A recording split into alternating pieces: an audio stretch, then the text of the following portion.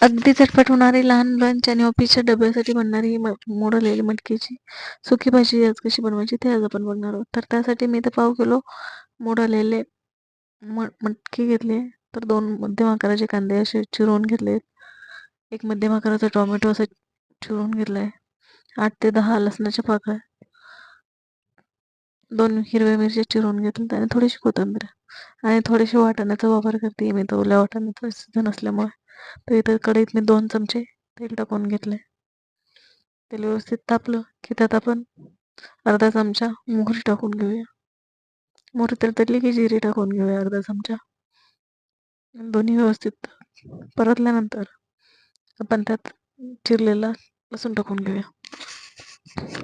लसूण परतल्यानंतर आपण त्यात लगेच मिरची टाकून परतून घेणार आहोत. दोन्ही व्यवस्थित परतले. आता आपण त्यात कांदा टाकून व्यवस्थित परतून घेऊया. 2 मिनिटं अगदी परतून घ्यायचंय.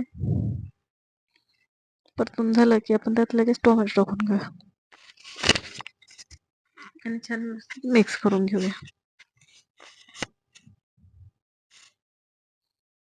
त्यांना आपण लगेच थोडेसे वाटण टाकून घेऊया आणि 1 मिनिट असं परतून घेऊया व्यवस्थित.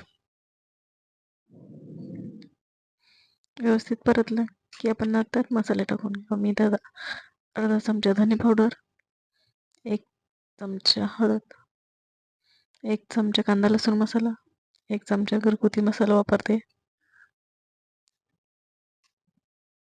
व्यवस्थित मिक्स करून घेऊया.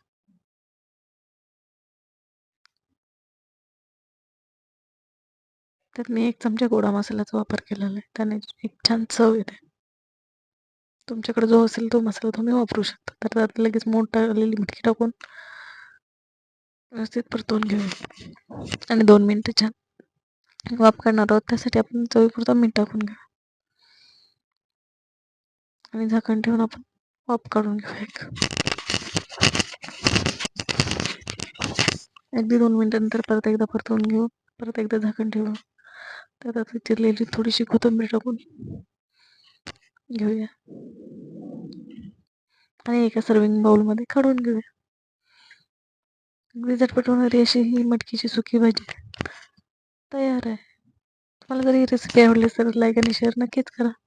तसेच मेनूज किचनला सबस्क्राईब करा. धन्यवाद.